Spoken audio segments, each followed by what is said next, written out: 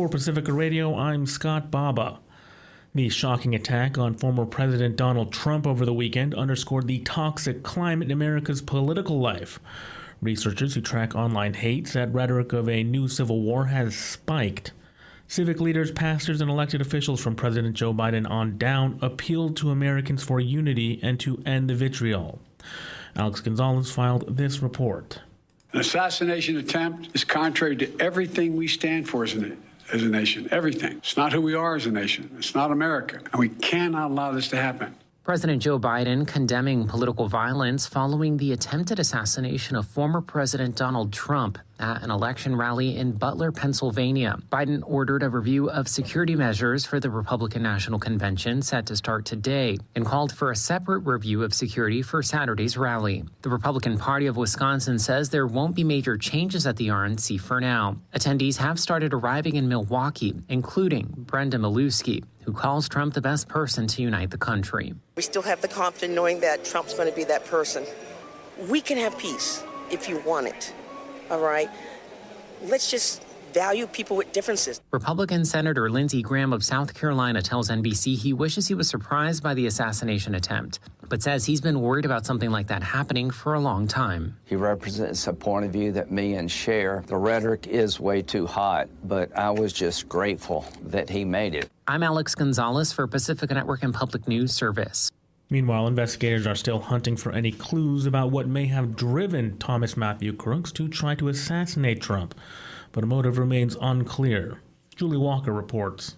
The FBI says 20-year-old Thomas Matthew Crooks from Bethel, Pennsylvania, a nursing home worker, is the man suspected of trying to assassinate former President Trump. FBI Deputy Director Paul Abate. Texts and phone call detail information that thus far has not revealed anything with regard to motive or the involvement or knowledge of anyone else. Crooks used an AR-style rifle authorities say they believe was purchased by his father. The roof where he was found about 160 yards from where Trump was speaking before he reported a bullet pierced his ear. High school classmates say Crooks was rejected by the rifle team for being a bad shot. Jason Kohler went to the same school and says Crooks was a loner. He was bullied, sat alone at lunch.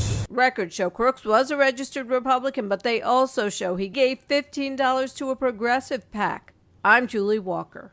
Hamas said Sunday that Gaza ceasefire talks were ongoing and the group's military commander was in good health, a day after the Israeli military targeted Mohammed Deif with a massive airstrike that local health officials say killed at least 90 people, including children, and wounded at least 300 others.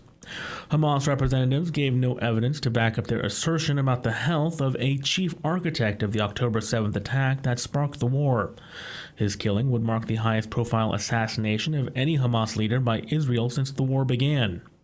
Deif has long topped Israel's most wanted list and has been in hiding for years. Netanyahu said all of Hamas's leaders are, quote, marked for death, and asserted that killing them would move Hamas closer to accepting a ceasefire deal. Hamas rejected the idea that mediated ceasefire discussions had been suspended. Spokesperson Jihad Taha said, quote, there is no doubt that the horrific massacres will impact any efforts in the negotiations, but he added that, quote, efforts and endeavors of mediators remain ongoing. Hamas political officials also insisted that communication channels remained functional between the leadership inside and outside Gaza after the strike in the territory's south. Witnesses said it occurred in an area that Israel had designated as safe for hundreds of thousands of displaced Palestinians. Israel's military would not confirm that.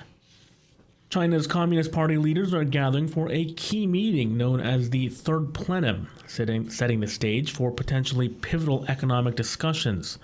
The four-day event will offer a window on how Beijing plans to address the country's persistent property crisis, weak consumer demand, and fading growth prospects. Laura Westbrook has more.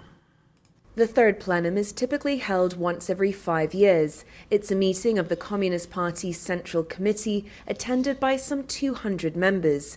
It's a chance to enact far-reaching and pivotal policies. State-run media has suggested modernization will be a focus, but expectations are low for groundbreaking structural reforms. And this comes at a time of challenges for China's economy. Foreign investment is at a 30-year low. The property sector is struggling and there is high youth unemployment.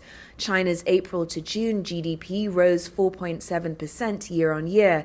That was below expectations and down 5.3% from the previous quarter. Laura Westbrook, Hong Kong. I'm Scott Baba for Pacifica Radio.